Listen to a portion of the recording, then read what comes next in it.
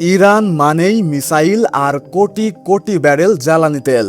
কিন্তু আপনি কি জানেন, এসবের পাশাপাশি ইরান মাটির নিচ থেকে প্রতিদিন হাজার হাজার কেজি সোনা তুলে আনছে। আর সেই সোনা উত্তোলনে ইরান ব্যবহার করছে বিশাল বিস্ফোরণ, দৈত্যাকার মাইনিং মেশিন, অত্যাধুনিক প্রসেসিং প্রযুক্তি এবং বিশ্বের অন্যতম কঠোর নিরাপত্তা ব্যবস্থা। ইরানে বর্তমানে 20টিরও বেশি সক্রিয় সোনার খনি রয়েছে। এসব খনি থেকে প্রতি বছর উত্তোলন করা হয় প্রায় 15,000 কেজি সোনা। এতদিন বিশ্ব দেখেছে ইরান কিভাবে পাহাড়ের গোপন সুড়ঙ্গে মিসাইল সাজিয়ে রাখে, আর আজ বিশ্ব দেখছে ইরান কিভাবে মাটির শত ফুট গভীর থেকে হাজার হাজার কেজি সোনা উত্তোলন করছে।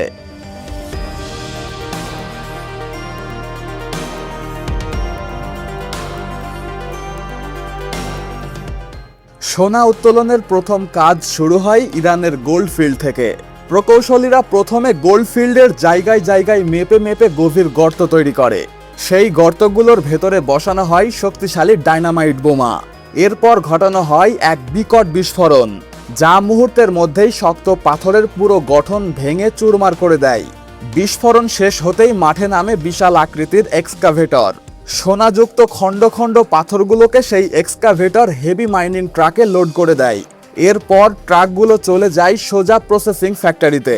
তবে ইরানের সব খনি কিন্তু সমতল ভূমিতে নয়।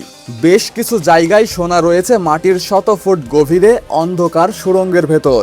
সেই সুড়ঙ্গগুলোতে কোনো বিস্ফোরণ ছাড়াই সোনা মেশানো ক্ষুদ্র ক্ষুদ্র পাথরগুলোকে কেটে ট্রাকে লোড করা হয় এবং ফ্যাক্টরিতে নিয়ে যাওয়া হয়।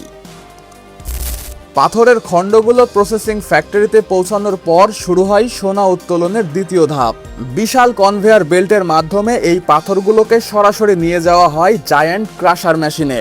সেই দৈত্যাকার ক্রাশার মেশিন বড় বড় পাথরগুলোকে মুহূর্তেই পিষে মিহি পাউডারে পরিণত করে। পাথরগুলোকে এমনভাবে গুঁড়ো করা হয় যাতে ভেতরে লুকিয়ে থাকা ক্ষুদ্রতম সোনার কণাগুলোও সম্পূর্ণ আলাদা হয়ে যায়। পাথরের গুঁড়ো প্রস্তুত হওয়ার পর শুরু হয় পরবর্তী ধাপ। এটার নাম লিচিং প্রসেস। এখানে শুকানো মিহি গুঁড়াগুলোকে সরাসরি ফেলে দেওয়া হয় বিশাল বিশাল লিচিং ট্যাঙ্কের ভেতরে। এরপর ট্যাঙ্কের ভেতরে পানি মিশিয়ে বিশাল এক ঘন পেস্ট তৈরি করা হয় এবং তার সাথে যোগ করা হয় বিশেষ কেমিক্যাল। এই কেমিক্যালের বিক্রিয়ায় মাটি, বালু আর পাথরের ময়লাগুলো একদম গলে তরলে পরিণত হয়ে আলাদা হয়ে যায়। তবে সোনার কণাগুলোর ওপর এই কেমিক্যালের কোনো প্রভাব পড়ে না। ফলে সোনার সূক্ষ্ম ও খাঁটি কণাগুলো একদম অক্ষত অবস্থায় নিচে আলাদা হয়ে জমা থাকে।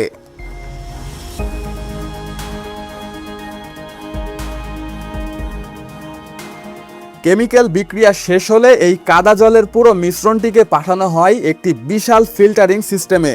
এই সিস্টেমে বসানো থাকে বিশেষ ধরনের সূক্ষ্ম চালনি বা ভাইব্রেটিং ক্লিনার। তীব্র ঝাঁকুনির মাধ্যমে এই চালনাটি মিশ্রণ থেকে প্রায় 70% কাদা, মাটি ও ময়লা মুহূর্তেই আলাদা করে বাইরে ফেলে দেয়। এরপর সোনার সূক্ষ্ম কণাযুক্ত বাকি দ্রবণটিকে ছেঁকে পাঠানো হয় পরবর্তী ধাপে। আর এভাবে আরও কয়েকটা ধাপ পেরিয়ে তৈরি হয় কাঁচা সোনা।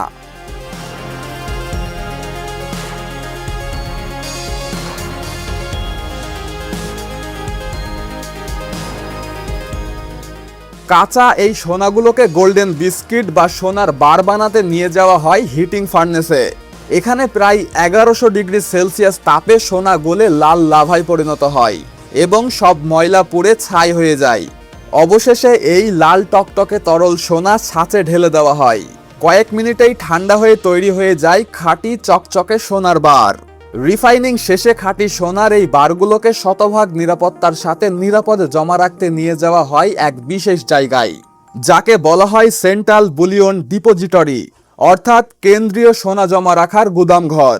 মরুভূমির ধুধু প্রান্তর আর শহরের ব্যস্ত সড়ক পেরিয়ে অত্যন্ত কড়া নিরাপত্তায় মোড়া ট্রাকে করে শুরু হয় সোনার এই গোপন যাত্রা। এই মিশন যেন কোনো থ্রিলার সিনেমার দৃশ্য, কিন্তু এটা সম্পূর্ণ বাস্তব। তবে কেন এত কড়া পাহারা? কারণ একটি ট্রাকে থাকে প্রায় 20 টন সোনা, যার বর্তমান বাজার মূল্য বাংলাদেশি টাকায় প্রায় 24,000 কোটি টাকা। বিশাল এই সম্পদ রক্ষা করতেই ইরান এই দুর্ভেদ্য নিরাপত্তার ব্যবস্থা করে। সামনে এবং পেছনে থাকা শক্তিশালী সাজোয়া যান চারদিক থেকে সোনা বহনকারী ট্রাকটিকে ঘিরে রাখে। সাধারণত একটি ট্রাকের সুরক্ষায় থাকে অন্তত 5টি সাজোয়া গাড়ি, আর দুটি গাড়ি 1 কিলোমিটার এগিয়ে থেকে রাস্তার সমস্ত পরিস্থিতির নজরদারি করে।